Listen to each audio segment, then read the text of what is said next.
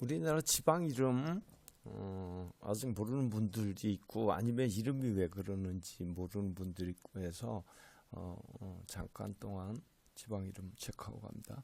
우리나라 지방은 요 정도에서 있다는 것은 대부분 기억을 하실 거예요.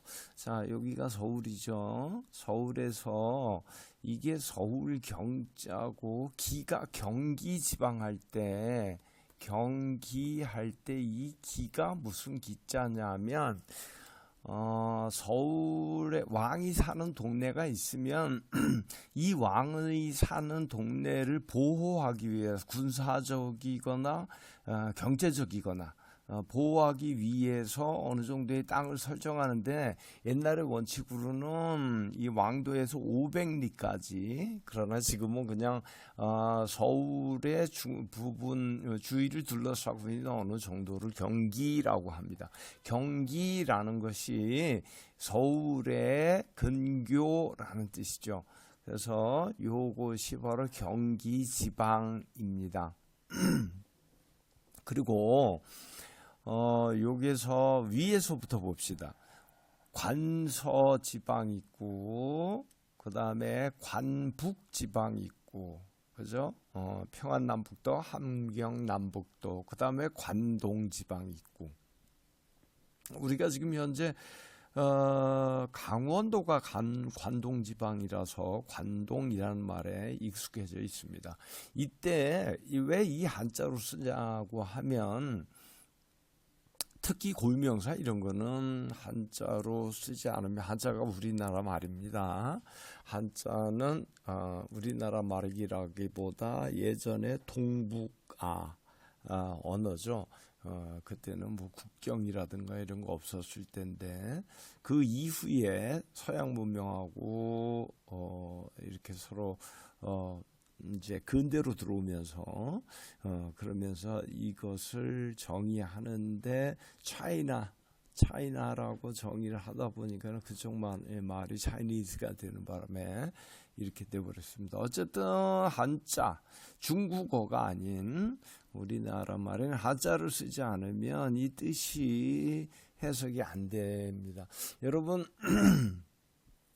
그 천령 높은 제 시연 없는 저구르마 고신 원누랄 비사마 뛰어다가 임계신 구중심처에 뿌려본들어들이 하는 시들 기억나시죠? 고등학교 아마 교과서에 나오는 것일 겁니다. 이항복 백사 이항복 선생님 지은 시죠. 그때 천령이라고 하는 데가 바로 지금 여기 바로 지금 빨간색으로 표시된 요 지역입니다.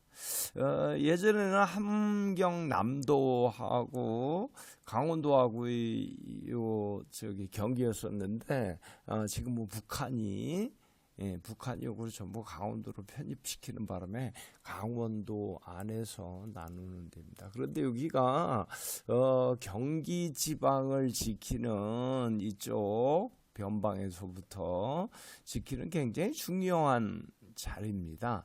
그래서 여기를 중심으로 천령이라는 천령이라는 고개를 중심으로 해서 천령관이라는 지방사무소가 설치가 됩니다. 그래서 천령관이라는 사무소가 설치가 돼서 그 천령관을 중심으로 해서 오른쪽 아래쪽을 관동지방이라고 했고 북쪽을 관북지방이라고 했고 그 서쪽을 관서지방이라고 했습니다. 그래서 지금 평안도하고 그죠? 그 다음에 함경도, 그죠? 함경도하고 이 강원도하고 이 넓은 지역을 다 합쳐가지고 요 천령관이라는 거 하나를 두고 합치는 것이 아니라 그 분리를 해서 부르는 겁니다. 그래서 우리가 지금 강원도, 북한의 강원도, 남한 강원도 합쳐서 관동지방이라고 하죠. 그 다음에 천령관, 그러니까 천령관이라는 걸 기억해야 되고, 우리 백사 이양복 선생님 기억해야 되고, 이렇게 하다 보면 이것도 많은 것들이 나오겠죠. 그 마천년 산맥 있고 낙림 산맥 이렇게 있는 거 아시죠? 그래서 마천년 산맥은 관북지방에서 또 나뉘어 들어가고, 낙림 산맥에서는 관서하고 관북을 나눌 수가 있는데, 어쨌든 그 중심이 되는 것은 바로 천령관이라고 하는 사무소입니다. 군사 시설이기도 하고. 자, 이제 밑에를 가지고 세 개를 한번 이야기해 봅시다. 요것은 이때 영남지방이라고 할 때, 영남이라고 할 때 이 영은 어디냐면 문경세제 있죠. 문경세제가 여기쯤 있습니다. 문경세제가 여기쯤 있죠. 여기쯤. 문경세제가 여기쯤 있어서 이 옛날에 경상도 지방에서 서울을 가려면 요 제를 넘었어야 됐어요. 그런데 지금 우리가 문경세제라 그러지만 문경은 한문인데 세제는 순한글입니다. 그래서 원래는 조령이라고 했거든요. 조령, 그러니까는 새의 고개. 그래서 조령, 문경조령이라고 한자로다가 나타낼 때는 그렇고, 우리나라 말로 할 때는 세제할 때 새가 birds구나, 새구나, 진짜 새가 넘는 고개구나, 이렇게 생각을 하시고, 그 다음에 여기서 영동지방, 영서지방 나누는 거는 요 태백산맥, 그죠? 대관령을 중심으로 해가지고 태백산맥 이쪽에 고개가 참 많죠. 한계령에 진부령에. 그래서 이쪽을 영동, 영서 이렇게 얘기했습니다. 요거는 천령관이라는 곳이 어디냐면 함남, 지금은 강원도입니다.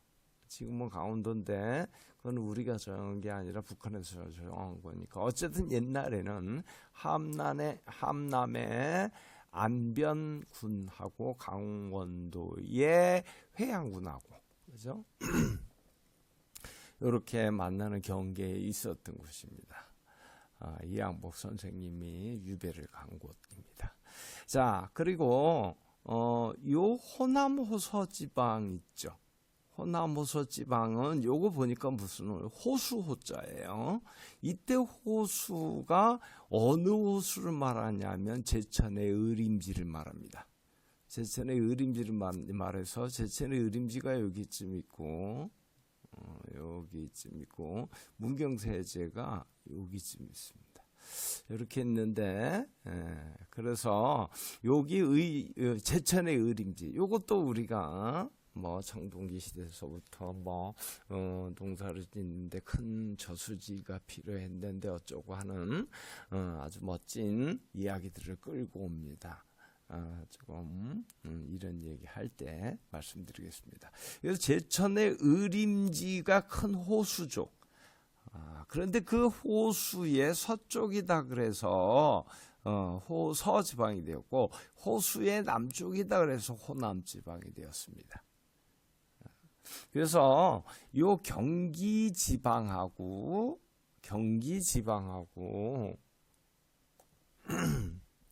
우리가 기호지방이란 말을 쓰잖아요. 그런 것은 우리가 호남지방 그러면 대부분 전라도의 전라남북도를 합한 거, 그 다음에 호서지방이라 그러는 것은 충청도를 의미합니다.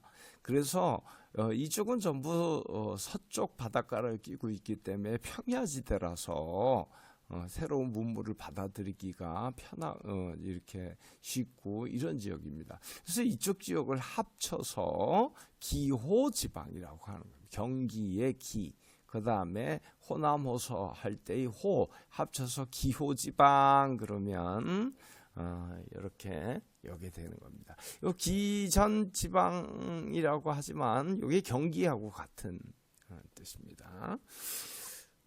우리가 기호지방이라고 해서 이쪽을 한꺼번에 말하는 경우에도 많이 있습니다. 특히 우리가 성리학에서 기호학파, 기호학파, 또 영남학파, 그죠? 이렇게 이게 스크린 위에다가 글씨를 쓰니까 이게 글씨가 잘 안 나옵니다. 이것도 연습을 해야 되는데, 그래서 어쨌든 성리학 할 때 우리가 기호학파라는 거하고 영남학파 있는 거죠. 이쪽은 주리설, 그죠? 주리설 개통이죠. 그 다음에 여기는 주기설입니다. 그죠? 기운기자 아시죠? 그래서 주기설이 기호학파 이쪽이고, 그 다음에 주리설은 영남학파인데 사실은 요 영남 여기만이 아니고 이쪽이 이만큼 강원도까지 이쪽으로 올라서 우리가 이쪽하고 이렇게 나눠서 기호학파, 영남학파 이렇게 이야기를 하고 있습니다.